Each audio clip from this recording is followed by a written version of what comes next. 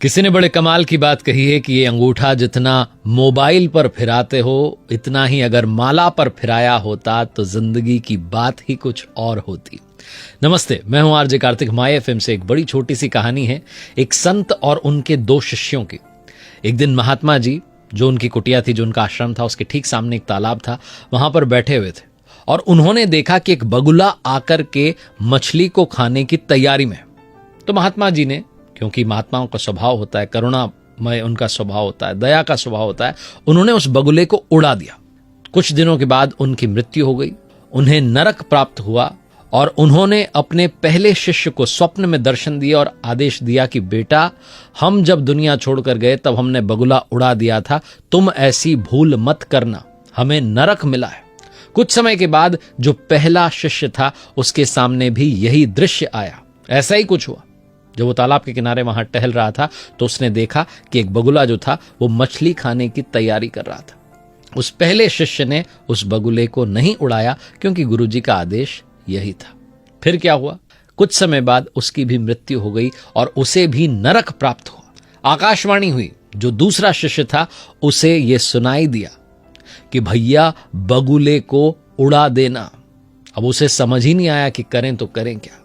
गुरुजी कहकर गए कि बगुला मत उड़ाना। जो हमारे गुरु भाई हैं वो कह रहे हैं कि बगुला उड़ा देना। जितना समय उसके पास बचा था वो प्रतिदिन माला जाप करता था, भगवान का नाम लेता था और कहता था कि प्रभु मुझे कुछ नहीं पता।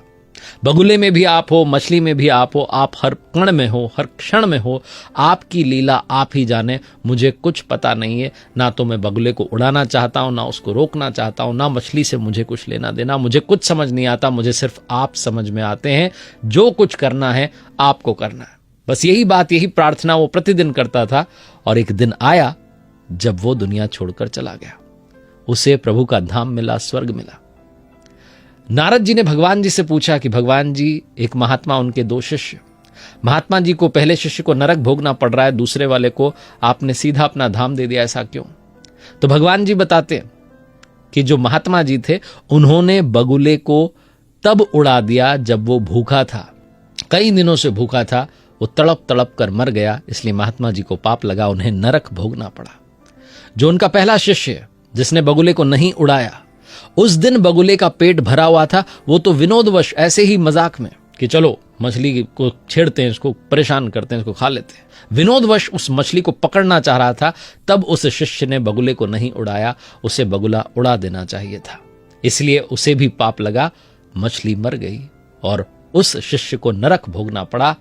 जो दूसरा शिष्य था, छोटा वाला, उसने बोला कि जो देखना है आप देखें। वो सिर्फ सुमिरन में लगा रहा, वो इन सब प्रपंचों में फंसा ही नहीं, इसलिए उसे मेरा धाम मिला।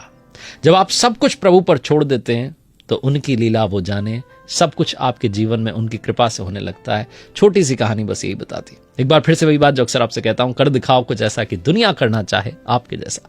मेरी नई किताब को प्यार देने के लिए बहुत बहुत धन्यवाद। Amazon, फ्लिपकार्ट पर अवेलेबल है, आपके पास वाले बुक स्टोर पर अवेलेबल है, और मेरी वेबसाइट rjkartik.in, जहां हर संडे को फ्री भक्ति सेशन शुरू हैं। आप आकर के उन्हें ज्वाइन कर सकते हैं, निःशुल्क हैं। उम्मीद है आप मेरे साथ अवश्य जुड़ेंगे।